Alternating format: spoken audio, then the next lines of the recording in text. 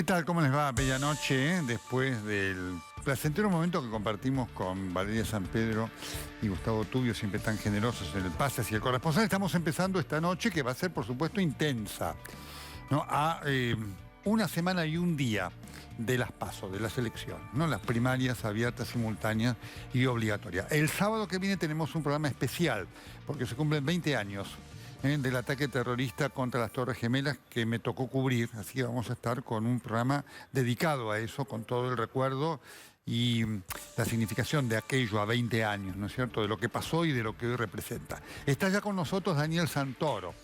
Daniel Santoro, que ha sido víctima de una persecución feroz del kirchnerismo y de jueces, un juez que le responde, el juez Ramos Padilla, por hacer su trabajo y por denunciar los hechos de corrupción que forman parte de la matriz del kirchnerismo. Vamos a hablar con él de este particular momento judicial que está enfrentando el país y lo convocamos porque las elecciones tienen para el kirchnerismo un rol muy importante en cuanto a poder avanzar en su objetivo de impunidad. Daniel conoce al dedillo toda la situación judicial, las causas de Cristina. Él escribió libros sobre el juez Norberto Yarvide, señor juez, que tuve el honor de presentar. Así que vamos a estar hablando con él de esta realidad de mucha importancia política de cara a las elecciones. Vamos a estar hablando con el papá de Lara, una de las víctimas de la pandemia y sobre todo de las medidas y de la incomprensión del gobierno. Hoy el día de la Marcha de las Piedras, que nos conmovió, nos conmueve y nos conmoverá. Son 112.000, el número redondo. Por supuesto, va a haber más, lamentablemente, de los fallecidos en el medio de esta pandemia devastadora. Esta es la propuesta que vamos a estar compartiendo con todos ustedes hoy aquí en El Corresponsal, que por supuesto comienza, como es costumbre, con el comentario editorial de la fecha.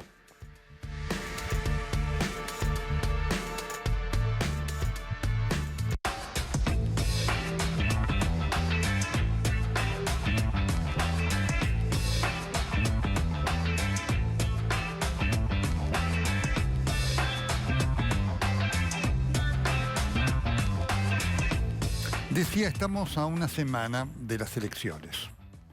Nadie sabe qué es lo que va a pasar.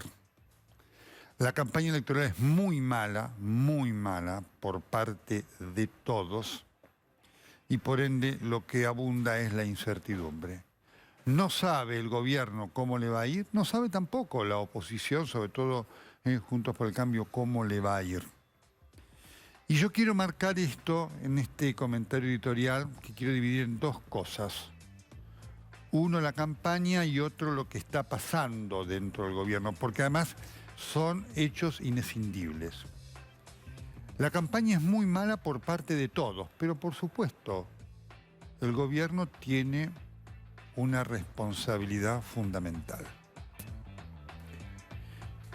Y lo que hemos visto en esta semana es realmente fatal. Fatal para el gobierno como tal y fatal para el país como tal. Y cuando digo fatal para el gobierno como tal, lo digo más allá del resultado, más allá de si el gobierno gana o pierde. Porque está claro que si gana no va a ganar con la cantidad de votos que tuvo en el 2019. Esta semana hemos visto cosas inquietantes que no fueron casualidad. Cuando Victoria Tolosa Paz hizo la apología del goce sexual peronista, algunos dijeron, ¿será que vendrá el manual de las prácticas sexuales peronistas? Porque todo puede ocurrir en las mentes afiebradas del oficialismo de este turno. Pero una cosa notable, en el gobierno se celebró. ¿Qué decían en este gobierno de la nada, de un hombre absolutamente falaz, mentiroso, superficial, mínimo, como Alberto Fernández. Digo todos estos adjetivos con mucho pesar, porque son descriptivos. Dijeron, qué bueno, qué fantástico. Todo el mundo está hablando de esto. Nos olvidamos de los Olivos Gate. Esto se escuchaba en los pasillos de la Casa de Gobierno. Tremendo, ¿no? Pero es lo que se escuchaba. Lo cual está demostrando dos cosas. Primero, lo que al presidente y al oficialismo le preocupa, todo este tema de la violación de las normas de la cuarentena establecidas por el presidente. Y lo segundo, la idea y la convicción que el gobierno no tiene ninguna defensa importante para esto, que es lo que venimos marcando en todos estos días. Lo segundo que quiero marcar en relación a estas cosas, que obviamente son lamentables, es que esto además marca el futuro del gobierno. Es un futuro del gobierno incierto. Adentro del gobierno, en el entorno cercano a Alberto Fernández, hay una mezcla de bronca, desazón, indignación y decepción. Cuando utilizo este término de mentiroso para el presidente de la República, no hago más que utilizar un término que usan dentro del gobierno. Muchos de los cercanos al presidente de la República que tienen despacho en la Casa de Gobierno se han visto devastados por las mentiras del presidente. Ellos le creyeron al presidente cuando le dijeron, cuando apareció la foto, que no había más nada en relación a otras reuniones de Olivos. Le creyeron. Cuando apareció el video dijeron, ¿y ahora qué hacemos? Entonces, ese entorno que sale a defenderlo, por supuesto, con todo, ¿no? Santiago Cafiero a la cabeza, ¿no? Siente una profunda decepción. Ese entorno siente además que su futuro en el gobierno peligra. Por eso dicen cualquier cosa. Ellos saben que lo que dicen es mentira. Ellos saben que cuando hablan de la recuperación económica es mentira. Ellos saben que cuando dicen hemos vuelto a los niveles de ocupación previos a la pandemia es mentira. Lo saben. Pero avanzan y lo sostienen porque dicen no tenemos otra cosa para exhibir. No tenemos ninguna verdad para exhibir. Todo lo que podemos exhibir son mentiras. El kirchnerismo tiene la mentira como un elemento fundamental de su constitución. Lo que pasa es que se suponía, y algunos de los del entorno de Alberto Fernández se lo creyeron, que Alberto Fernández venía para otra cosa.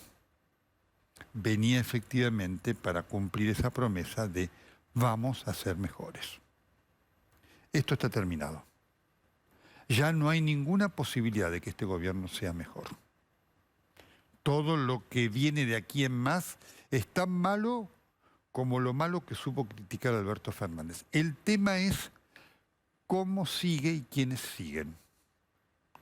En el Instituto Patria, el enojo contra Alberto Fernández y su entorno es creciente. No estoy dando ninguna novedad. Estoy confirmando una información. Ese enojo representa el enojo de Cristina Fernández de Kirchner. Y por supuesto en el Instituto Patria se habla de cambios. Cuando Alberto Fernández entonces, este es el contexto en el cual Alberto Fernández da su discurso el otro día en Tecnópolis, tan malo, ahí lo estamos viendo, donde dice no voy a traicionarla ni a Cristina, ni a Máximo, ni a Massa. ni al pueblo. Fíjense ustedes el orden de prioridades. Cristina, Máximo, Massa y después el pueblo. Último, no primero, último. ¿Por qué dice esto Alberto Fernández? Porque efectivamente hay una duda enorme en cuanto a lo que vaya a hacer. Y hay una falta de confianza absoluta en cuanto a qué es lo que vaya a hacer.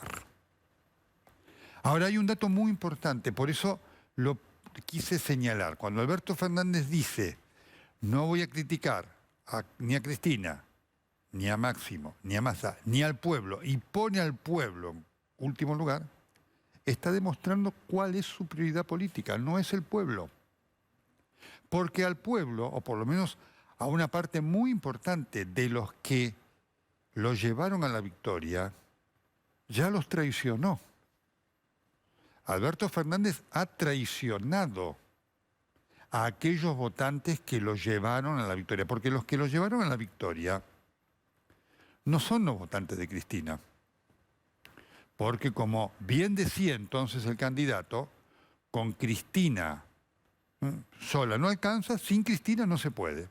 Con Cristina, el peronismo o el kirchnerismo hubiera tenido 34, 35, 37%, hubiera ido a la segunda vuelta, en donde hubiera perdido. Cuando viene Alberto Fernández le da esa suma muy importante, lo trae a más y demás, que le permite ganar. Entonces, aquellos que lo llevaron a la victoria, Alberto Fernández, ese porcentaje de entre 10, 12, 14 puntos, lo llevaron a la victoria porque le creyeron cuando él dijo, voy a terminar con la grieta. Porque todos somos conscientes que la grieta, sea mantenida por el kirchnerismo, sea mantenida por Juntos por el Cambio, es sinónimo de fracaso.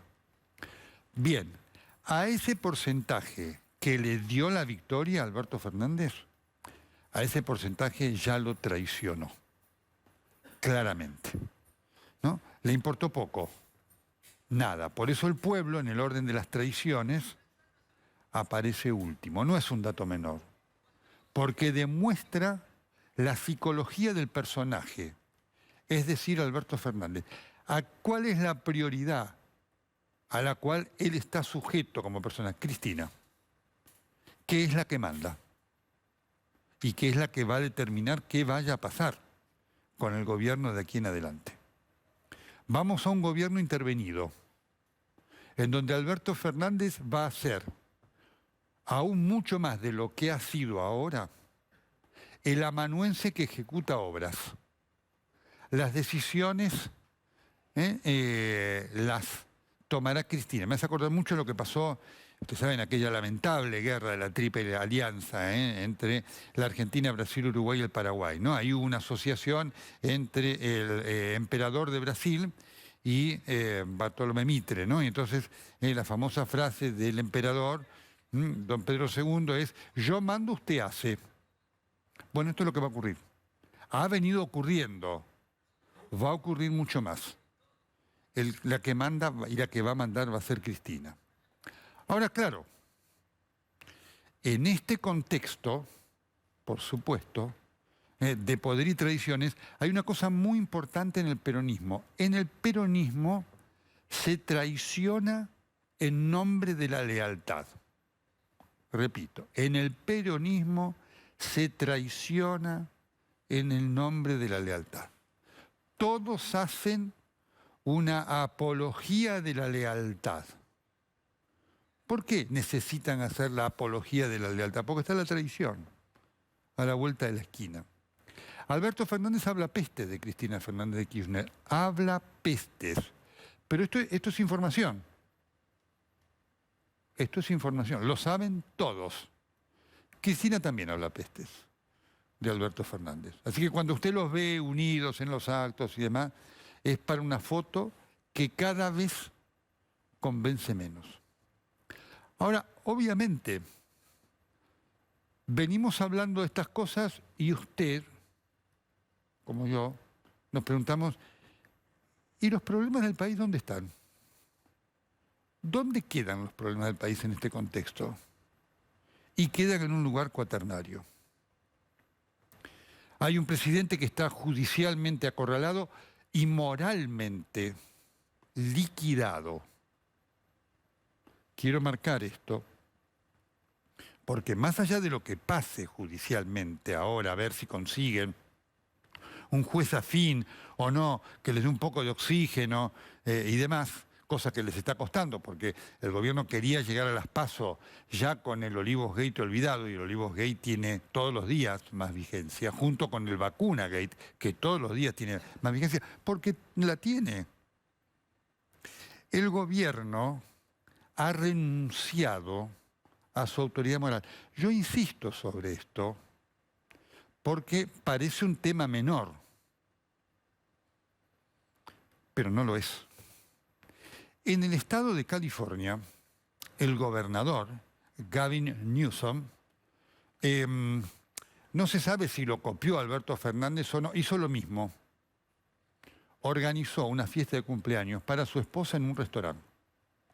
Enfrenta en estos días el pedido del juicio político. Habrá que ver si lo logra o no lo logra, por si dan los votos o no, que es como pasa acá. Pero claramente es una situación absolutamente inaceptable.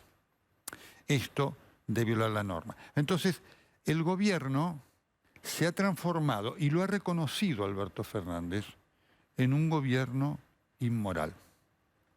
Cuando hoy vemos la marcha de las piedras, observamos la indiferencia con la cual el gobierno maneja este tema de los más de 112.000 muertos. Porque no le interesa. El gobierno está viendo ahora cómo desesperadamente gana, entendiendo que el triunfo le va a dar la razón. Es una concepción muy equivocada de lo que representa la realidad y la exigencia de la Argentina. Y entonces, lo único que puede hacer el gobierno es entrar en una campaña del estrépito. Tolosa Paz y alguna otra cosa que pueda aparecer por allí, ¿no es cierto?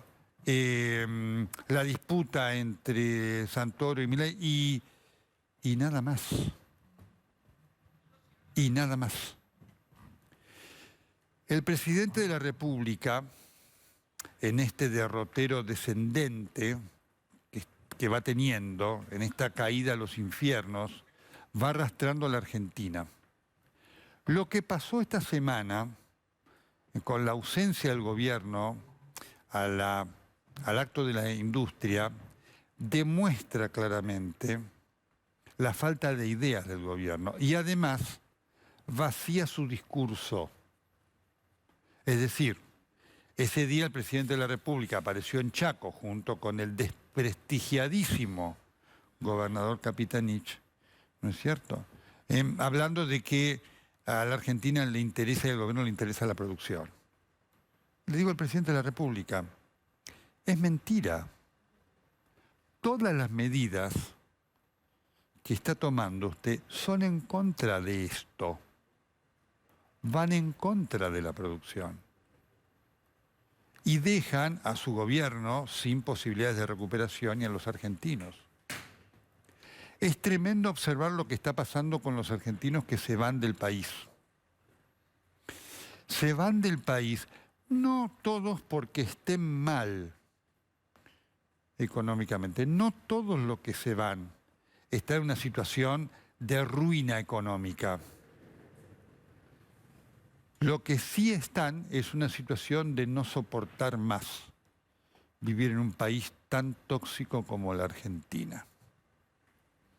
La Argentina se ha vuelto un país tóxico y sin expectativas de futuro, en donde la campaña es un reflejo de esto. Es decir, ¿qué estamos viendo en esta campaña electoral que culmina el próximo viernes? Una falta de ideas absoluta en todos. Ya he comentado las del gobierno, que como elemento de celebración ha tenido lo ordinario de Tolosa Paz, porque lo que representa lo de Tolosa Paz es lo ordinario. La oposición tampoco ha mostrado mucho, debo decirlo, ¿no?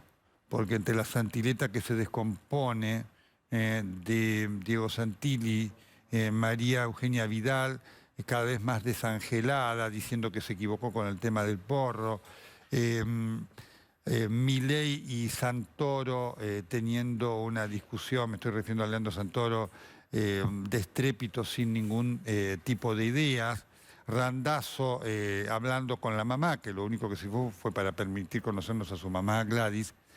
Todo eso forma parte de un país de presente gris y futuro oscuro. Es como si todos en esta campaña se hubieran decidido a formar parte de la sociedad de los dirigentes con ideas muertas. Esta es la realidad de la Argentina. Insisto, una Argentina de presente gris y que si no tiene cambios en sus dirigencias, empezando por el gobierno, tiene futuro oscuro. Como efectivamente ideas no hay, en el gobierno se disputan el poder y lo que temen es la traición, que repito, en nombre de la lealtad, en el peronismo es una norma.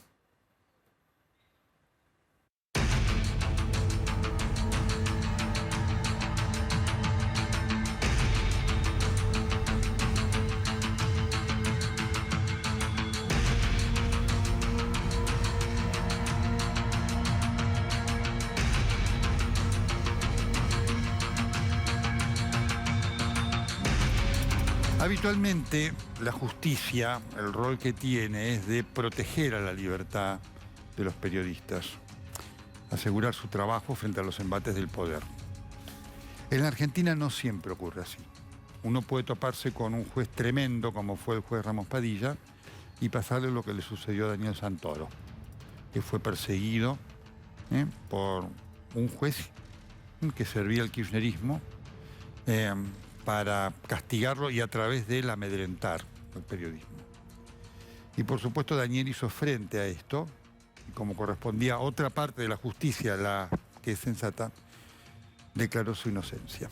¿Qué tal, Daniel? ¿Cómo estás? Bien, muy bien. Gracias por invitarme. Por favor, a vos. Es un honor. Qué momento judicial, ¿no? Del país y del gobierno, ¿no?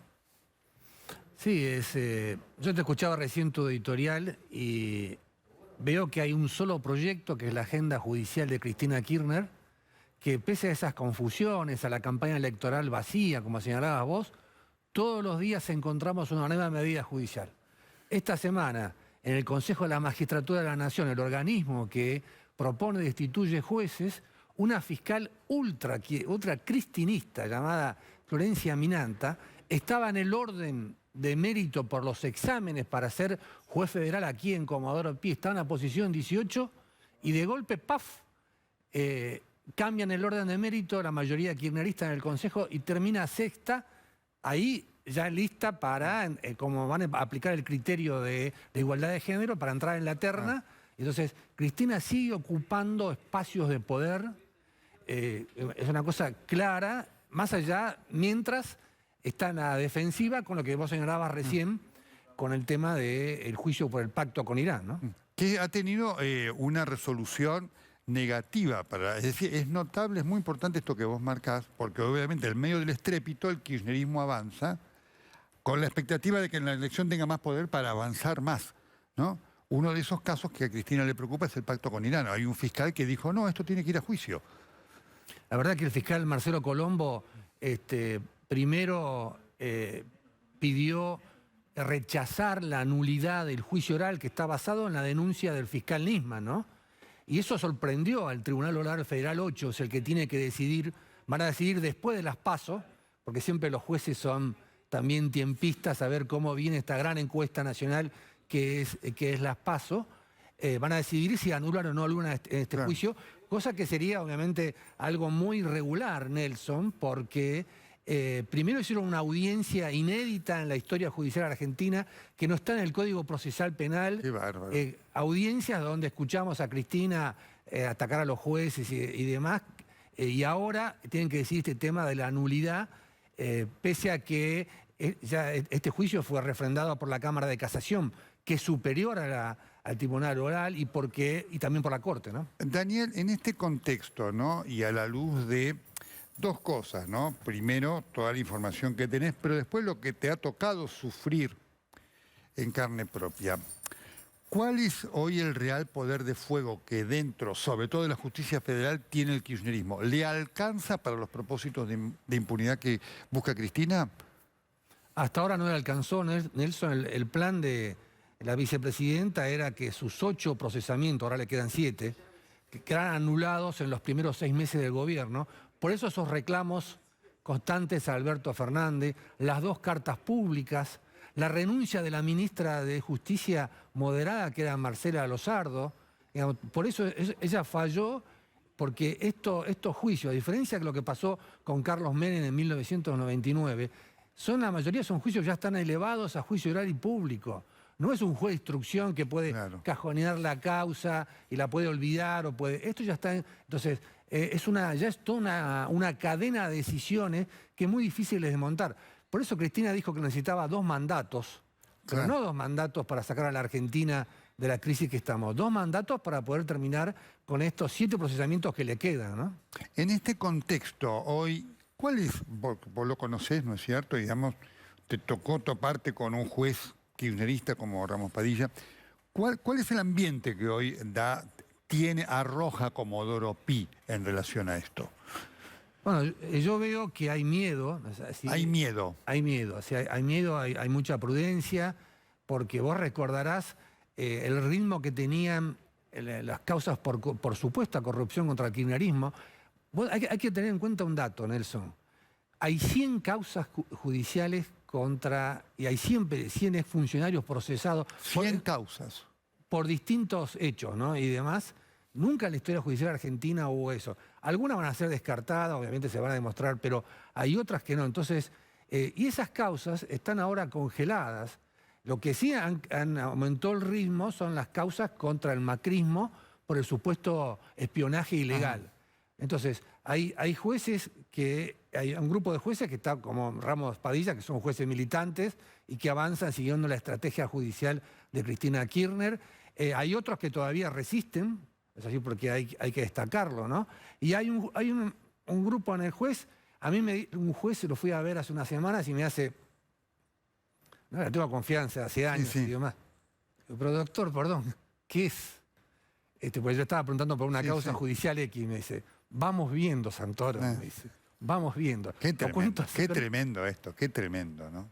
Qué tremendo. Porque esto te marca también, digamos, la posibilidad republicana de un país, ¿no es cierto?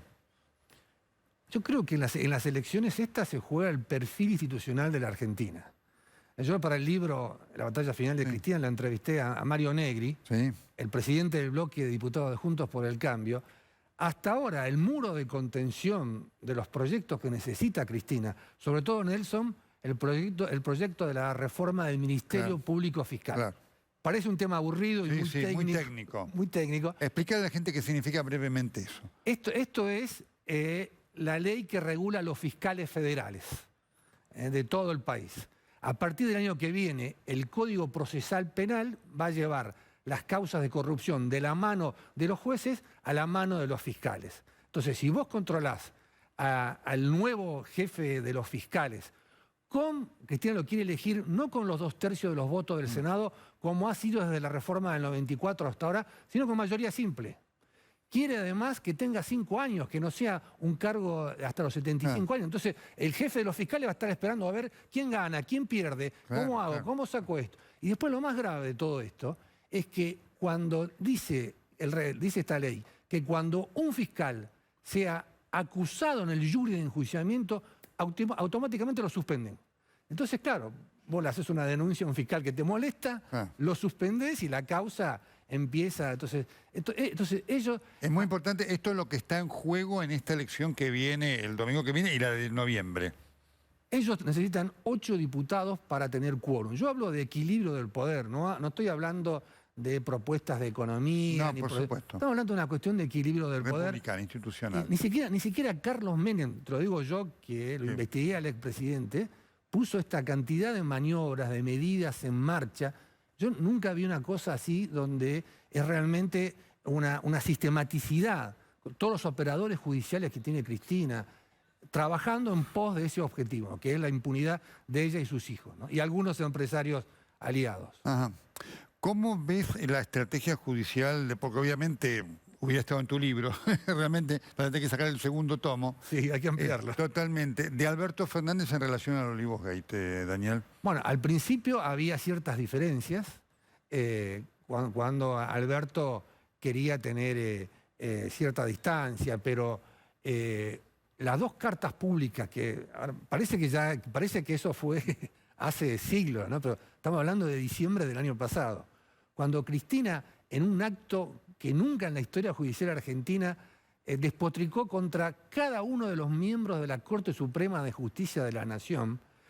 Yo creo que ahí lo que todos esperábamos era lo que dijeron organizaciones de derechos humanos como Human Rights Watch, diciéndole, no, un vicepresidente no puede tener esa falta de respeto hacia los miembros. No, Alberto ahí pegó el giro y terminó acoplándose a Cristina, avaló lo que dijo, la echó, bueno, aceptó la renuncia de Marcelo Lozardo y empezó una ofensiva más dura contra los jueces, donde desgraciadamente para nosotros ahora, todos los días el viceministro de Justicia, el ministro de Justicia, insultan a un juez, a un fiscal, y es como si fuera algo normal. Claro. Y en los países democráticos no es así.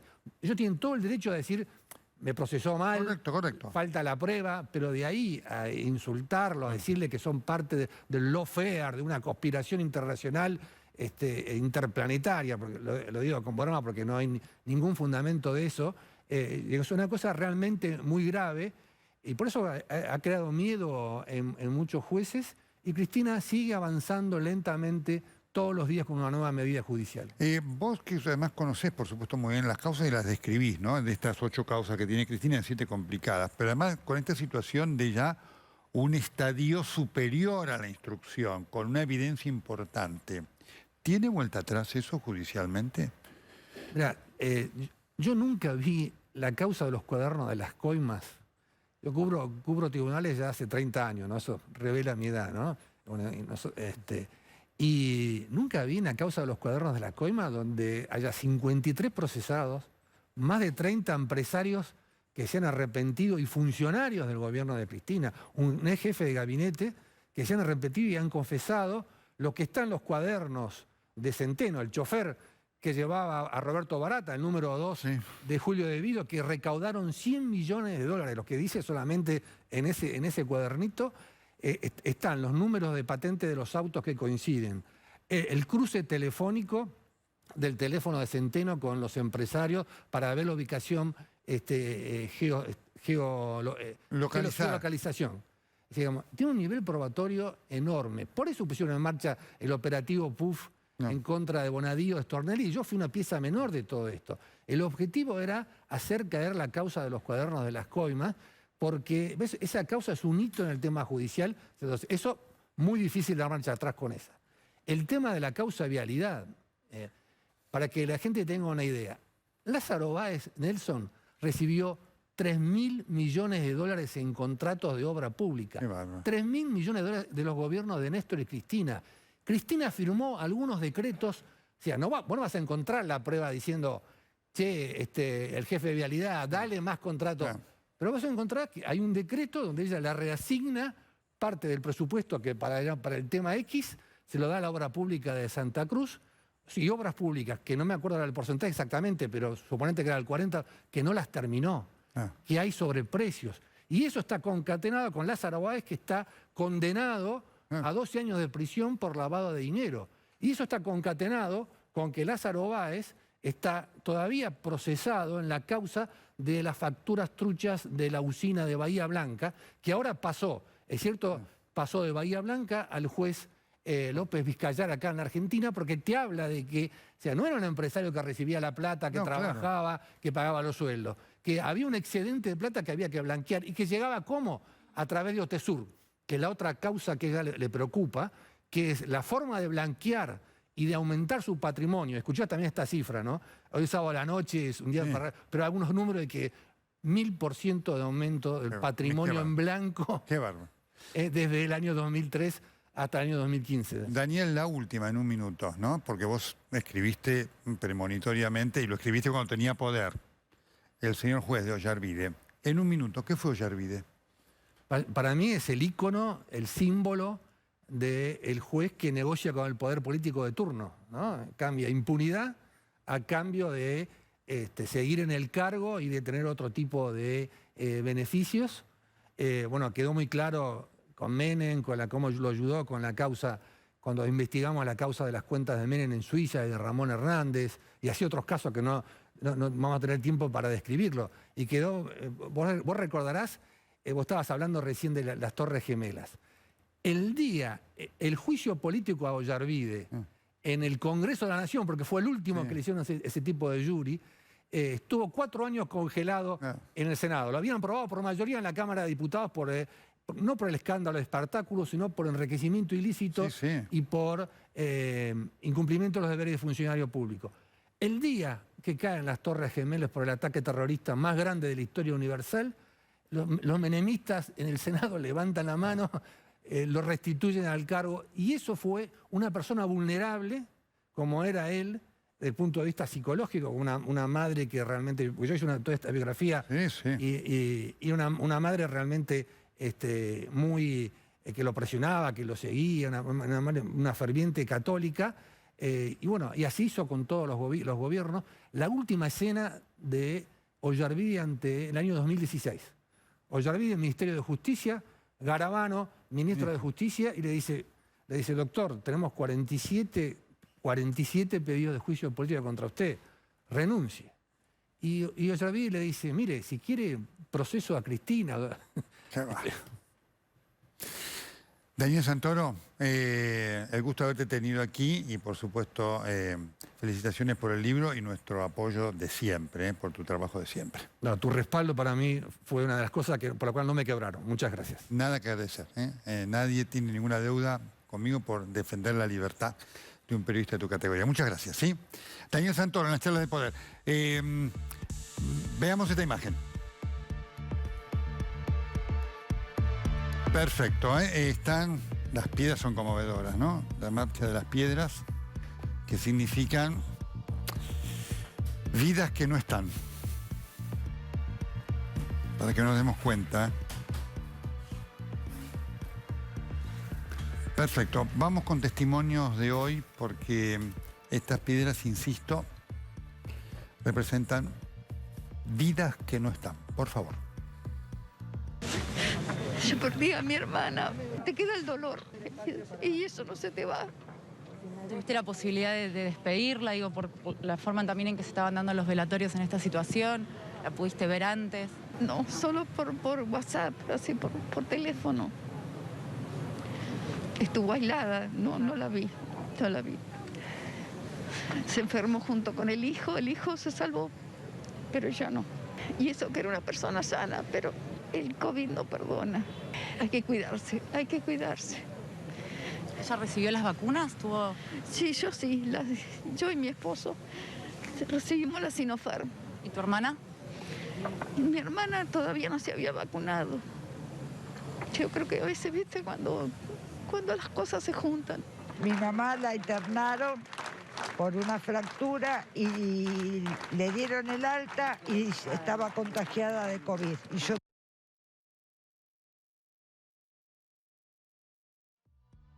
Muy bien, la emoción de las imágenes y de los testimonios que nos traía, como siempre, en su trabajo impecable, Nuria González Rouco. Vamos a recordar un caso. Siempre nos gusta personificar estas cosas para la idea del dolor. El caso de Alejandra, en Santa Fe. Lara, perdón, el papá de Alejandro, efectivamente. Lara, que pidió atención y no la tuvo. cuando muchos otros que tienen privilegios sí las tuvieron. Muchos otros del poder, me refiero, ¿no? Y lamentablemente falleció. Y por supuesto que al poder poco le importó. De hecho, nada le importó porque usted no ha visto ningún funcionario acompañando a la gente, ni siquiera recibiéndola en estas marchas. Estoy con Alejandro, que es el papá. ¿Qué tal, Alejandro Nelson? ¿Cómo está? ¿Qué tal, doctor? ¿Cómo anda? Buenas noches. Queremos escucharlo a usted. Sí, empezamos mal, porque yo veo la imagen esa de Lara acostada en el piso y me parte al medio. Acá andamos tratando de vivir el día al día. Duele mucho todo esto, esperando que se haga justicia por Lara. No se merecía terminar así de esa manera.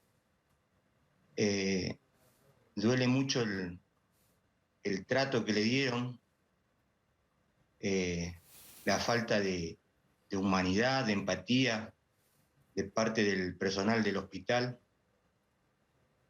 y con un poco de bronca por todo lo que ella vivió.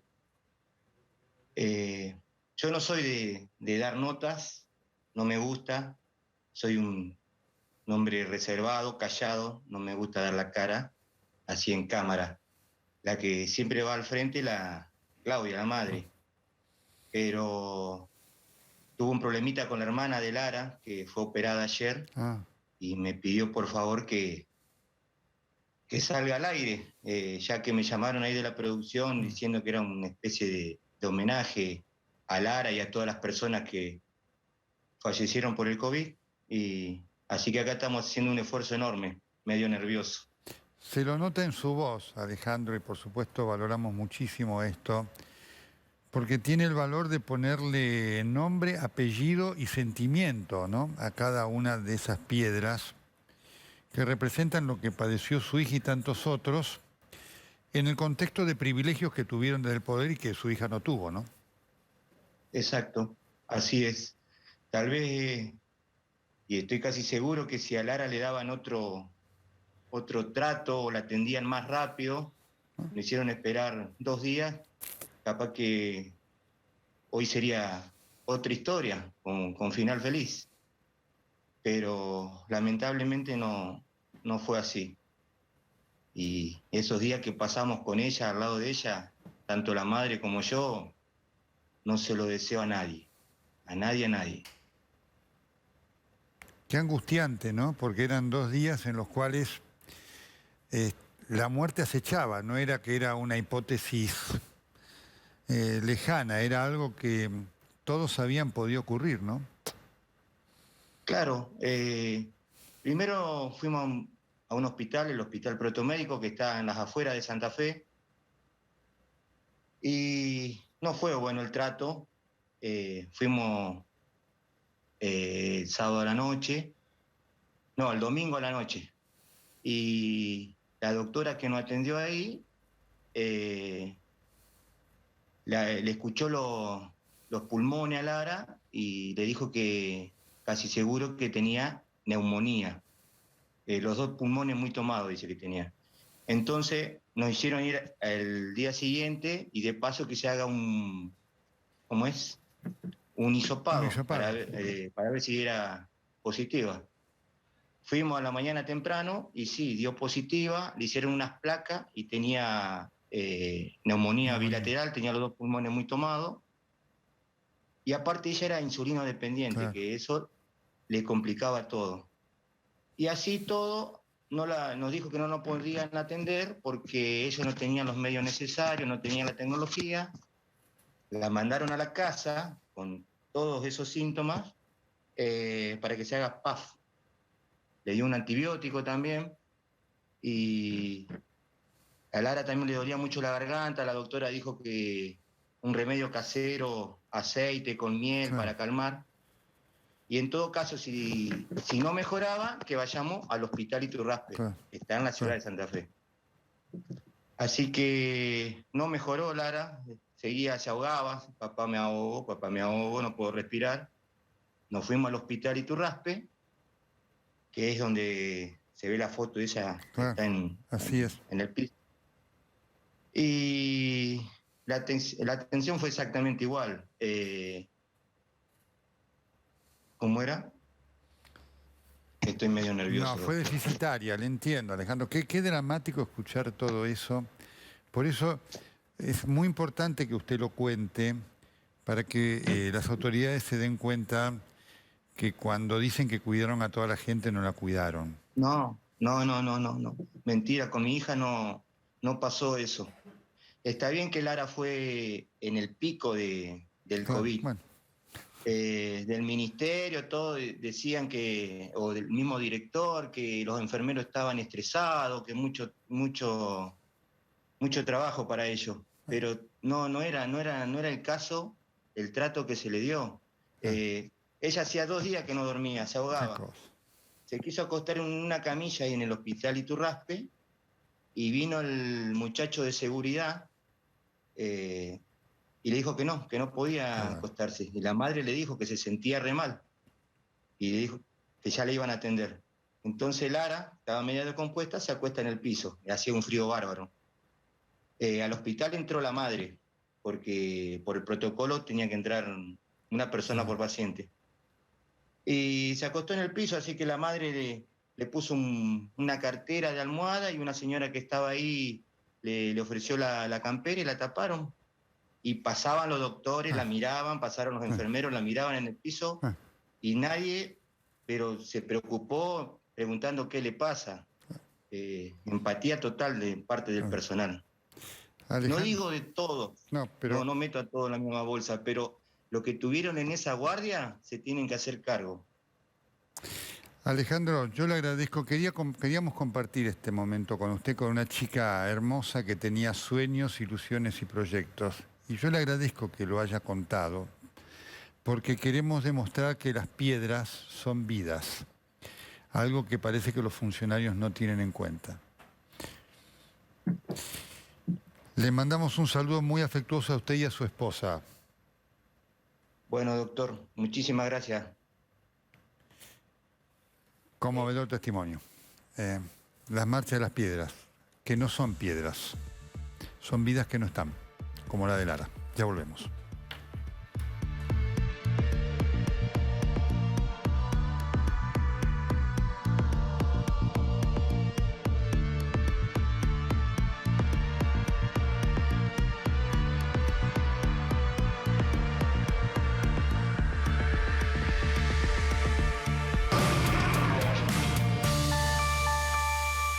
A la hora de renovar el parque automotor, piense.